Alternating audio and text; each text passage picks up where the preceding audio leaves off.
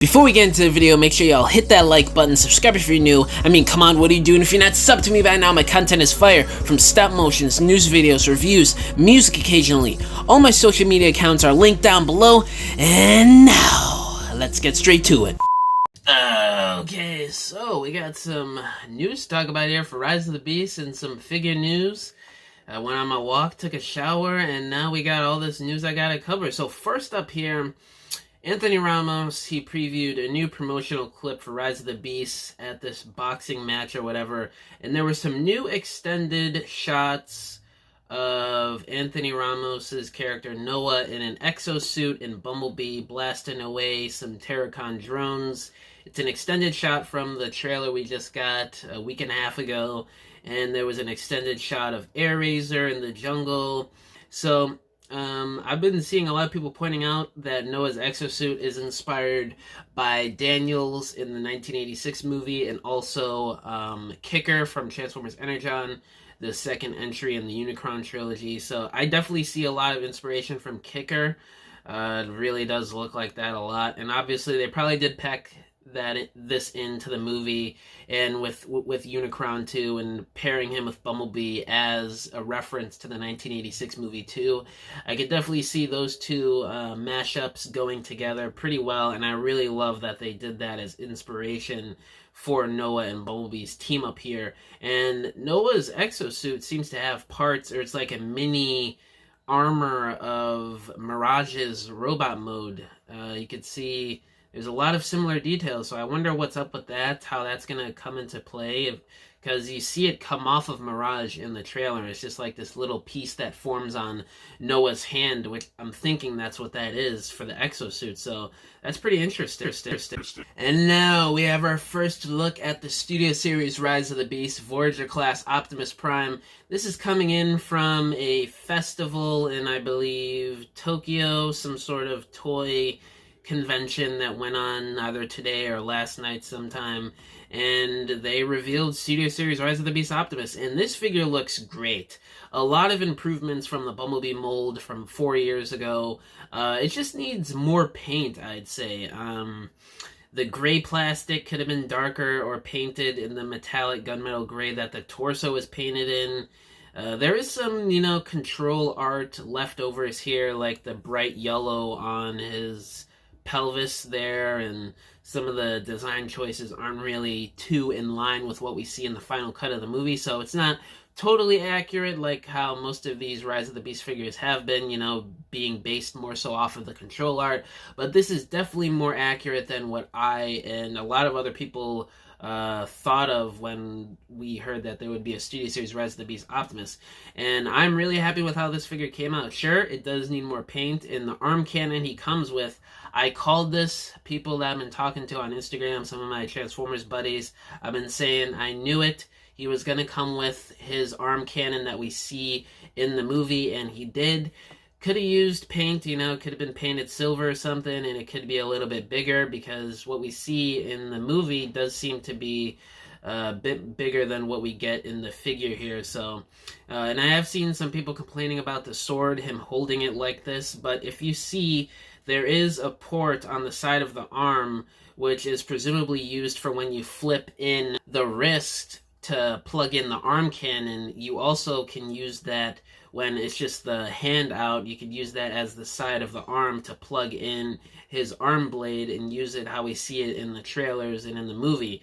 The one thing that I don't like about this is that it's casted in blue and painted all silver with no orange or yellow highlights to pick out the Energon within it, that we see in the movie and that we've seen with pretty much every iteration of Optimus's Energon weapon. So that's a bit of a weird deco choice, it being molded in blue, painted silver, and with no orange or yellow highlights.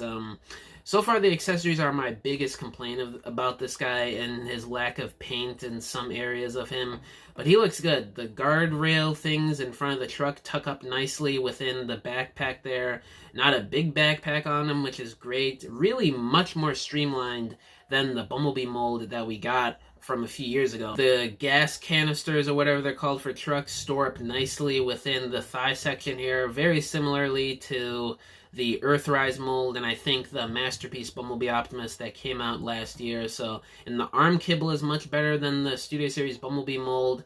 The one thing about the back here is, I mean, the details are totally accurate, but this needs a lot more gunmetal gray or silver paint on the back there to pick out those details that we see in live action.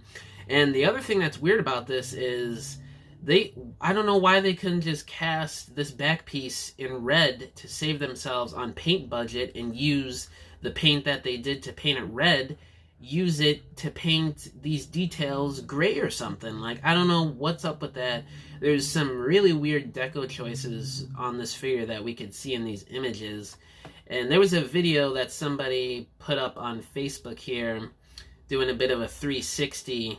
And yeah, this figure is definitely clean. It's really looking like the best Voyager class Generations Optimus or one of the best, you know. It's definitely rivaling the recent War for Cybertron game Optimus we got. If it has a Matrix feature, it definitely might top it. I don't know. It might have a Matrix feature. We're not too sure on that. I hope he does. That would be pretty cool. But yeah, this figure is looking really nice. And TF Hot Rod on the boards, he put up a comparison shot between the Bumblebee movie mold and the new Rise of the Beast mold that we just saw.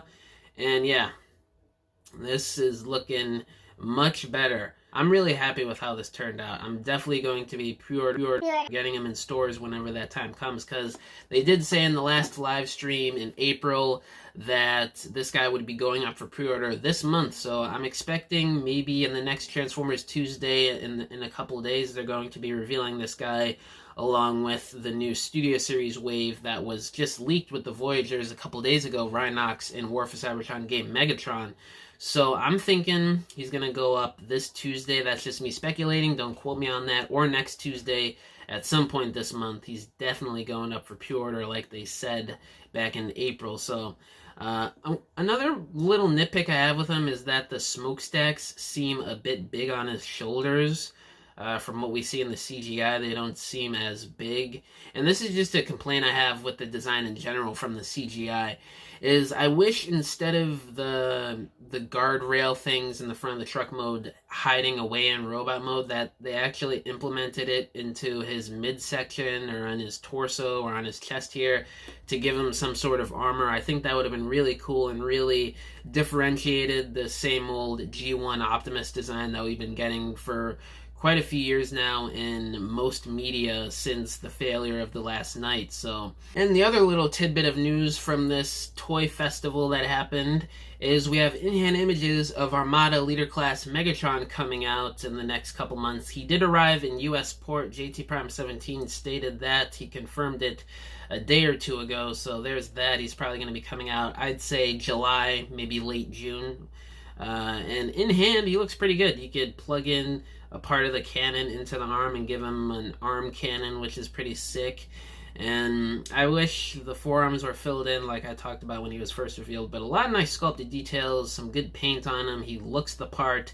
Definitely a nice updated Armada Megatron, and I cannot wait to get this guy in hand and do a stop motion review on him for you guys, because I do have him pre-ordered on Amazon along with Armada Optimus. Rise of the Beast Optimus is going to be a buzzworthy exclusive if I didn't state that already, so I definitely pre-order this Rise of the Beast Optimus when he goes up almost immediately, because he is definitely going to sell out, being a store exclusive to Target, and obviously being Optimus Prime, the main character of a new Transformers movie. Definitely hop on that.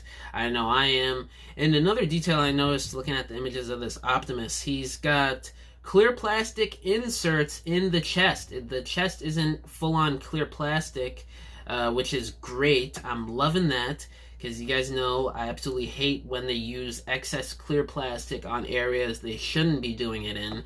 So this looks great. I'm so excited for this Optimus, Armada Prime, and Armada Megatron to come out in these next couple months. This summer is going to be delectable for Transformers figures. But yeah, I don't want to go on too much longer. What do you guys think about this new Studio Series Optimus? What do you guys think about Armada Megatron in hand and the new footage that we saw? Oh, this Optimus also does have ab crunch. So, oh man, ab crunch. Hopefully he's got a good ball-jointed head. He's got the wrist swivel. Hopefully some deep knees. Oof. But anyway, let me know down in the comments below what do you guys think of this news I covered in the video.